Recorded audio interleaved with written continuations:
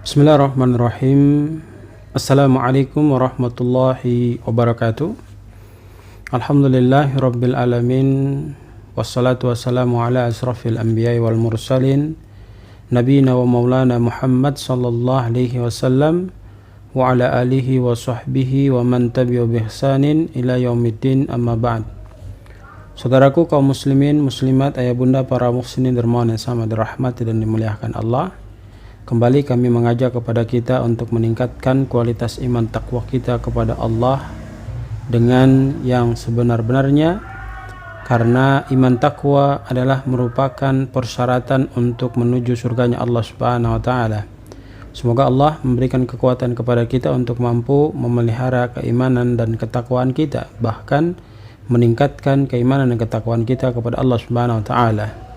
Salawat dan salam semoga senantiasa tercurah limpahkan kepada junjungan kita Rasulullah Muhammad sallallahu alaihi wasallam, manusia mulia, kekasih Allah Subhanahu wa taala, yang mesti kita selalu senantiasa mengikuti sepak terjang yang dibawa oleh baginda Rasulullah sallallahu alaihi wasallam melalui contoh-contoh dalam perjalanan kehidupan Rasul Muhammad sallallahu alaihi wasallam yang sudah diinformasikan kepada kita melalui hadis-hadis dari baginda Rasulullah Muhammad sallallahu alaihi wasallam. Tentunya ketika ada perintah maka kita harus kerjakan. Kemudian ketika ada larangan maka kita harus berusaha untuk meninggalkan larangan-larangan tersebut, yang dengan itu akan mendatangkan kebahagiaan kepada kita.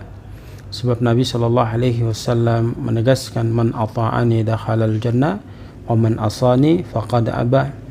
Taat kepada Rasul sallallahu alaihi wasallam maka keberuntungannya adalah mendapatkan surganya Allah Subhanahu wa taala, dan tidak taat kepada Rasul sallallahu alaihi wasallam kerugiannya adalah mendapatkan nerakanya Allah Subhanahu wa taala.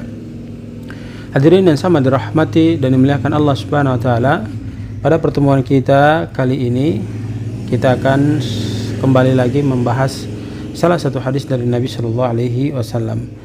An Abi Hurairah radhiyallahu anhu anna Rasulullah sallallahu alaihi wasallam. Dari Abi Hurairah radhiyallahu anhu, dia berkata, Rasulullah Muhammad sallallahu alaihi wasallam sesungguhnya telah bersabda. Apa sabdanya Nabi sallallahu alaihi wasallam? Man hamala alaina as-silaha falaysa minna. Kami ulang. Man hamala alaina as-silaha falaysa minna. Kata Rasul sallallahu alaihi wasallam, barang siapa di antara kita yang menghunus pedangnya kepada sesama saudaranya, maka dia bukan golongan atau kelompok dari baginda Rasulullah Muhammad sallallahu alaihi wasallam.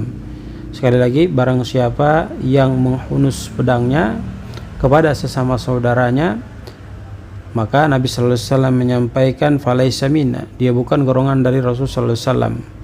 Otomatis kalau sudah demikian pasti akan mendatangkan kerugian kepada yang bersangkutan. Kemudian Nabi sallallahu alaihi wasallam menegaskan lagi, waman ghassana falaisa minna. Barang siapa, kata Rasul sallallahu alaihi wasallam, yang dia itu dalam kehidupannya selalu senantiasa berbuat curang, ya, ingin mendapatkan keuntungan dia berbuat curang, ingin mendapatkan pangkat, tahta dan jabatan dia berbuat curang, dan segala aspek yang dia lakukan ketika dia berujung kepada kecurangan, maka Rasulullah SAW menyampaikan kelompok yang demikian adalah bukan bagian dari kelompok Rasulullah Muhammad sallallahu alaihi wasallam. Rawahu Muslim. Hadis ini diriwayatkan oleh Imam Muslim. Para jamaah kaum muslimin muslimat, jamaah TV dakwah Al-Seruiyah yang sama berbahagia, dalam konteks hadis ini kita mendapatkan dua pelajaran yang sangat urgen, penting dalam kehidupan kita. Yang pertama, kita diwanti-wanti atau dilarang oleh Rasul sallallahu alaihi wasallam untuk menghunus pedang kita kepada sesama saudara kita. Artinya jangan sampai kita melakukan perbuatan tersebut. Oleh karena Rasul sallallahu alaihi wasallam telah menyampaikan kepada kita kalau kita melakukan hal yang demikian, maka kita bukan kelompok dari baginda Rasulullah Muhammad sallallahu alaihi wasallam.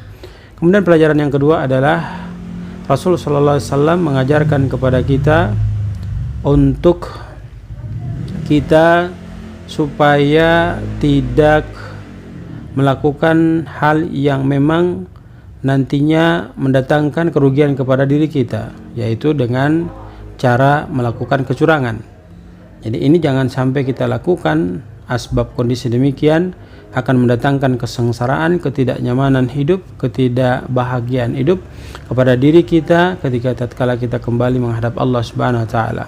Maka marilah kita membenahi diri kita, terus-menerus memperbaiki akhlak dan kepribadian kita, terutama meningkatkan kualitas iman dan takwa kita, agar prosedur yang diperintahkan Nabi sallallahu alaihi wasallam kita mampu mengerjakannya, dan apa yang dilarang oleh Rasul sallallahu alaihi wasallam kita juga mampu meninggalkannya. Mudah-mudahan memberikan manfaat kepada kita semua. Barakallahu fikum, jazakumullahu khairan. Subhanakallahumma wa bihamdika, asyhadu an la ilaha illa anta, astaghfiruka wa atubu ilaik. Billahi taufiq wal hidayah. Assalamualaikum warahmatullahi wabarakatuh.